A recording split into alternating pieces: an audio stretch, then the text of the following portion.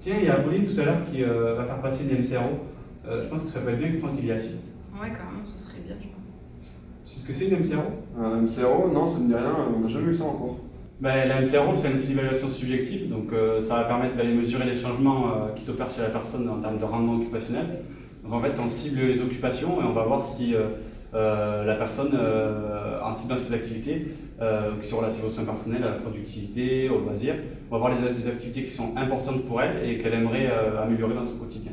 Donc les activités qui ont changé avec son handicap, voir comment on peut travailler avec elle autour de ces activités.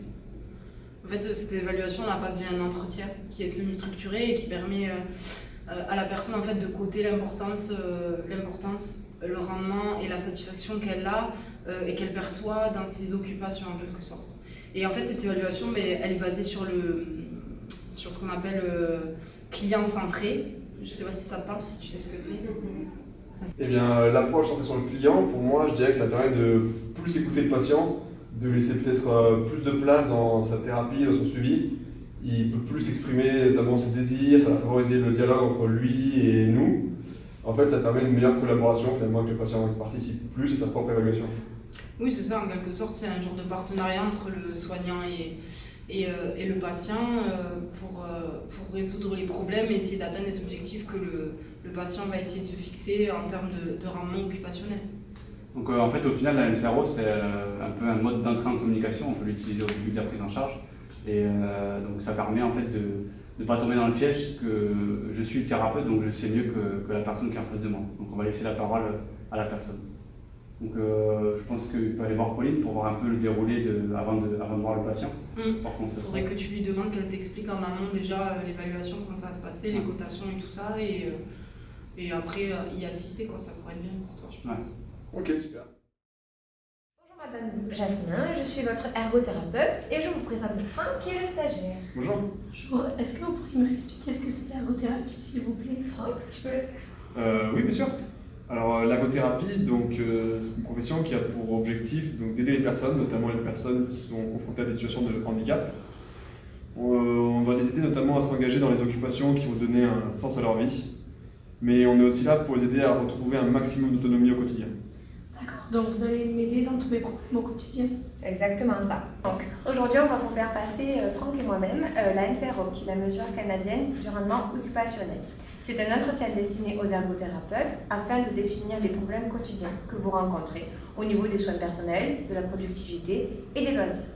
Donc pour commencer, je vous poserai quelques questions sur vos soins personnels, comme par exemple l'habillage ou bien la toilette. Puis sur la productivité, comme par exemple votre travail, et sur vos loisirs. D'accord?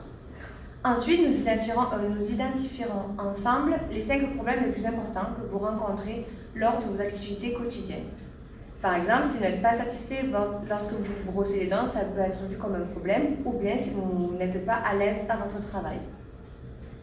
Ensuite, chacun de ces problèmes que vous avez listés, on va vous demander de les coter en fonction notamment de la performance, de la satisfaction que vous ressentez en faisant ces activités. Et la cotation se fera de 0 à 10. C'est ça. Ensuite, nous travaillerons ensemble sur ces 5 problèmes pour améliorer la production. J'ai choisi la MCRO parce que c'est la première fois que nous nous rencontrons et j'aimerais en savoir plus sur vous.